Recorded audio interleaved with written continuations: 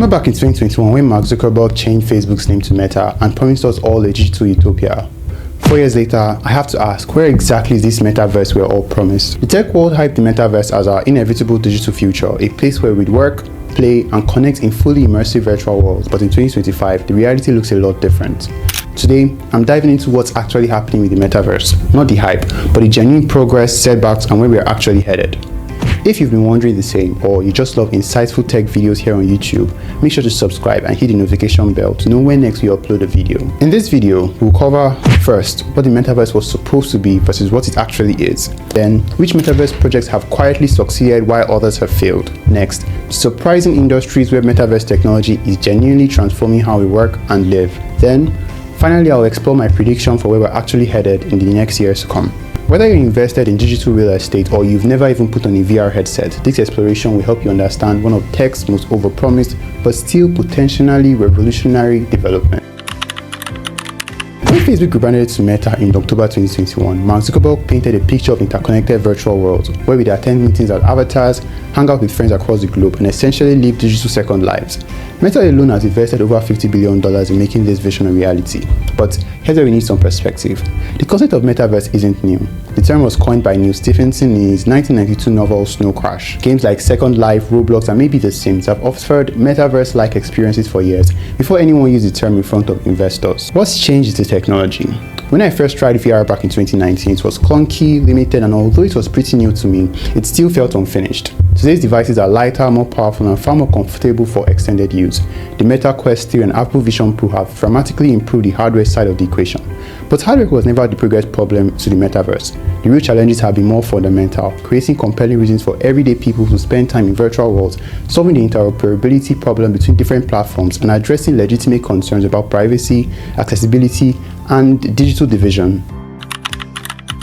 Last month, I came across a TikTok video where the lady was attending church on Roblox, one of the more successful VR platforms. From the speaker to the music and the members, everyone was in church.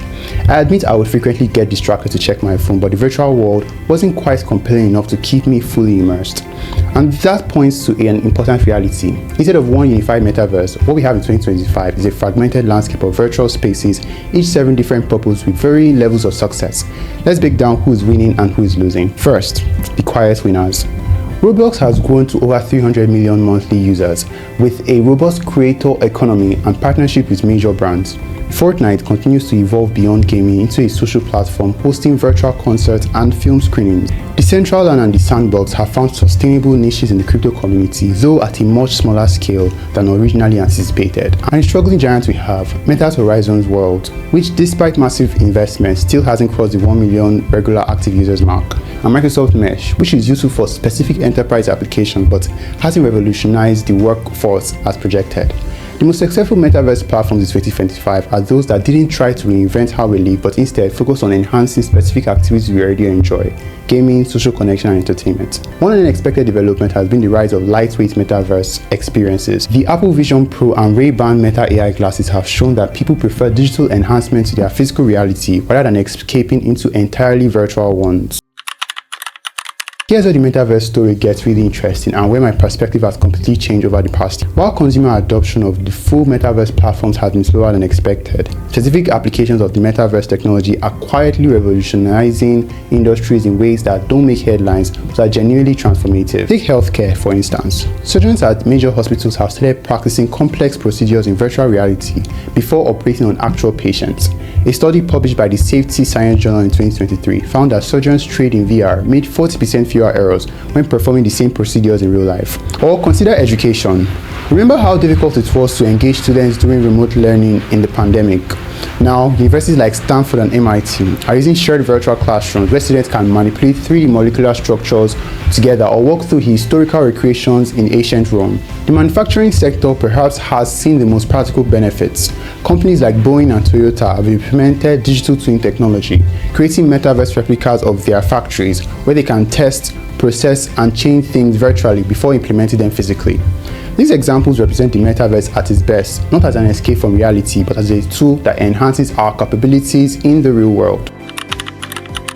So, where does this leave us? Is the metaverse still happening?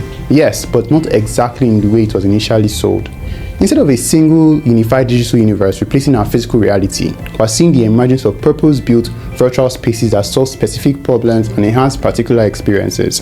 The most likely path forward isn't the Ready Player One vision, where we all live in virtual reality. Instead, I believe we are moving toward a world where the boundaries between physical and digital continue to blur. Think about how you already seamlessly move between physical and digital spaces throughout your day. Checking a physical menu at a restaurant but paying with Apple Pay, or meeting a friend in person while showing them photos that exist only on the cloud. The future is less about a separate metaverse and more about an augmented reality where digital enhancements are layered onto our physical world in increasingly sophisticated ways. The companies that understand this, that focus on solving real problems rather than creating entirely new digital worlds, are the ones that will succeed in the next phase of technology evolution. So, Metaverse hasn't failed. It's just evolving into a different direction than many have predicted. The most compelling metaverse applications are those that recognize that humans are physical beings who value digital tools to enhance rather than replace their own reality. If you're interested in metaverse, my advice is to look beyond the hype. Focus on specific applications that solve real problems or enhance experiences you already value, whether that's social like Roblox or gaming and so much more. The key is finding value in what exists today rather than waiting for some fully realized digital universe. So, I'm curious to hear your experiences with metaverse technologies. Have you tried VR recently? Do you use any metaverse platforms? Let me know in the comments. And if you found this analysis helpful, make sure to like this video and subscribe for more technology insights that cut through the hype. Thanks for watching, and I'll see you in the next one.